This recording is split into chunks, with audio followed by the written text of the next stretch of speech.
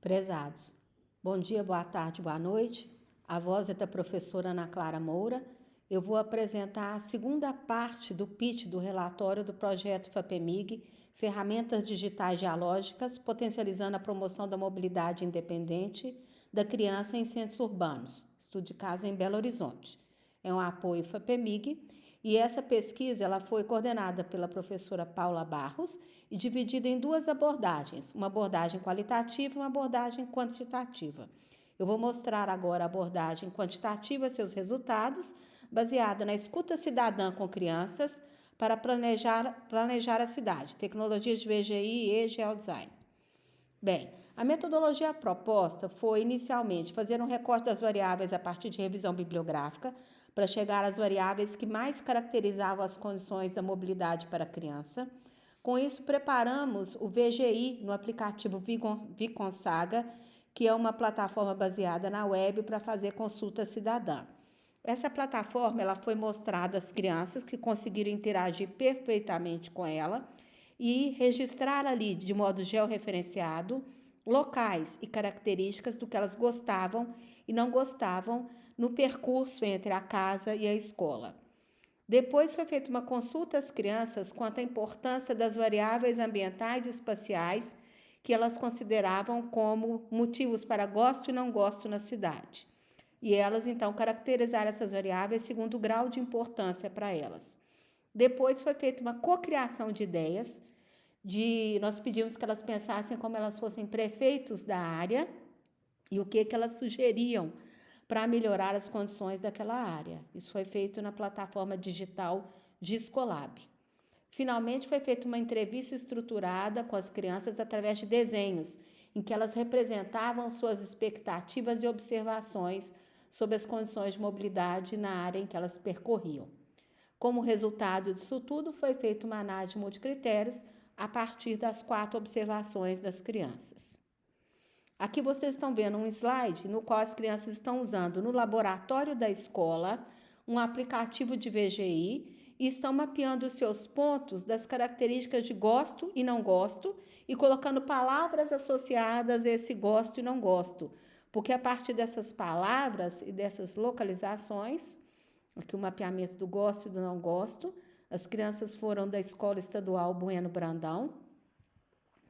A partir dessas palavras-chave, nós conseguimos associar as opiniões das crianças às variáveis principais que surgiram da nossa revisão bibliográfica.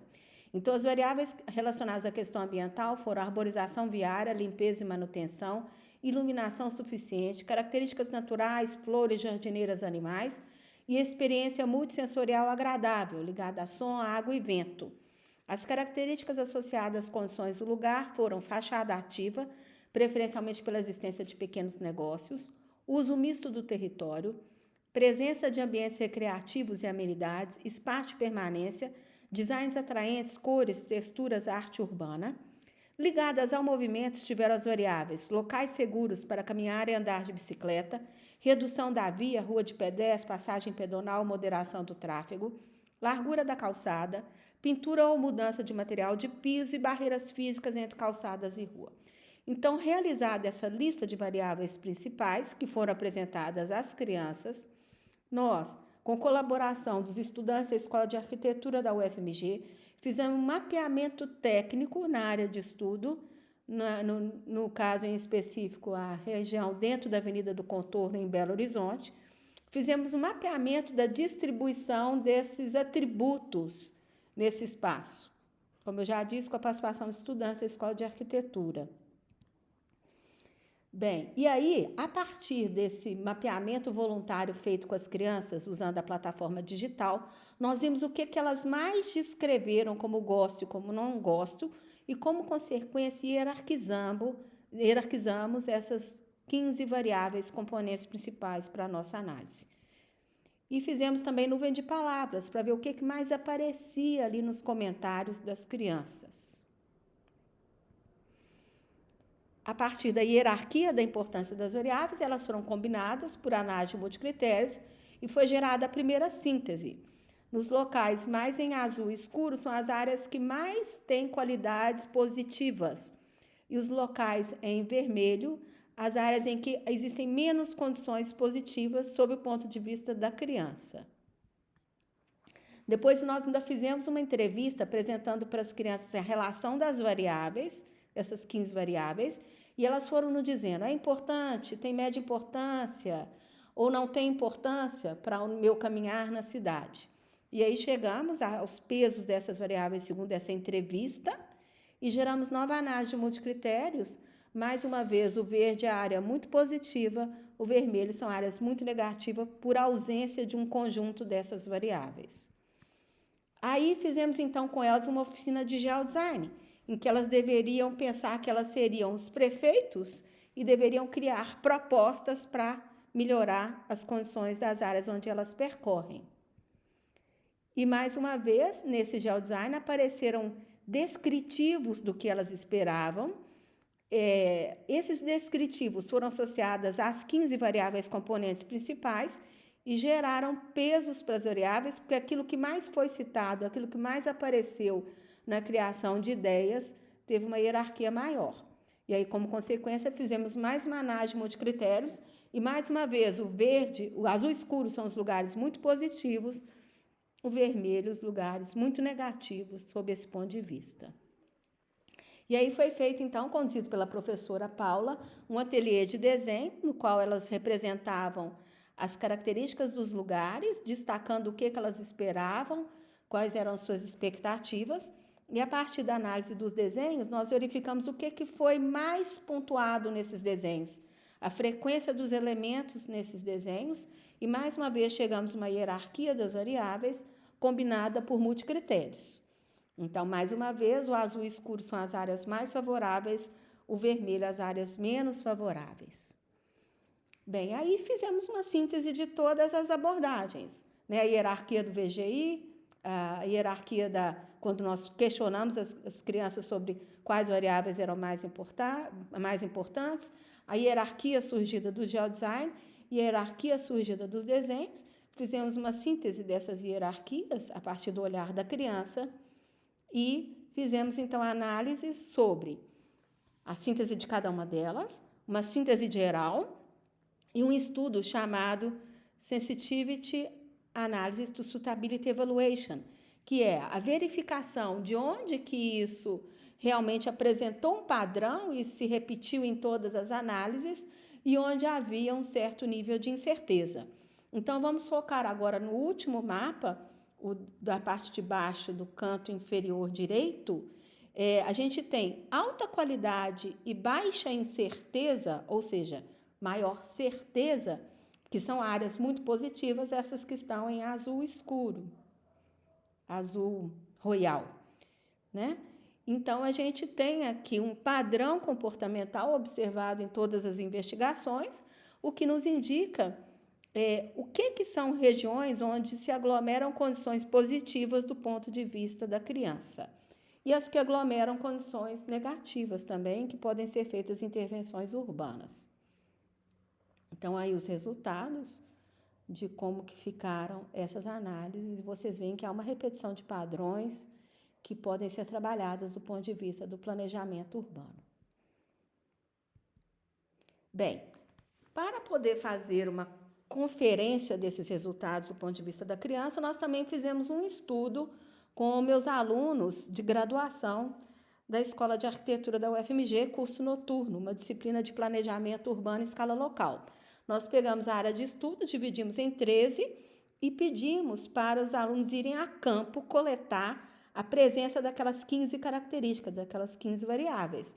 Então, eles foram usando o VGI, que é o Volunteer Geographic Information, esse aplicativo chamado Viconsaga, que foi o mesmo usado para as crianças. Ele pode ser usado tanto no computador quanto no celular. No caso, os meus alunos usaram no celular e foram marcando essas 15 variáveis em campo e, inclusive, capturando fotos, imagens. E nós chegamos a pontuar, né, praticamente todas as ruas, cobrimos toda a área com a análise da presença dessas características. Feito isso, voltamos então a fazer um mapa de concentração das 15 variáveis, mas segundo aquilo que foi capturado em terreno, no trabalho de campo. Então, exemplo, concentração de árvores, onde que isso foi identificado no trabalho de campo, porque a coleção cartográfica anterior, ela foi relativa a mapas técnicos, a mapas presentes no site da Prefeitura de Belo Horizonte, os dados estão presentes lá, e nós trabalhamos esses dados de modo a fazer espacialização e combinação de variáveis. Nesse caso aqui, esses mapas de aglomeração, eles são capturados em campo, onde existe a maior concentração de cada uma das variáveis, das 15 variáveis trabalhadas.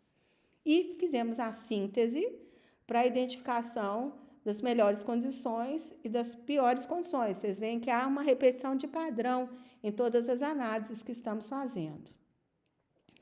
Bem, aí com os meus alunos da Escola de Arquitetura, nós usamos um aplicativo na web chamado Gescolab para fazer o geodesign, que seria a cocriação de ideias para o lugar. Nós fizemos 6 passos. O primeiro é chamado enriquecimento de leitura, em que as pessoas conhecem a área de estudo. No segundo, diálogos de proposição de ideias. No terceiro, diálogos de comentários sobre as ideias.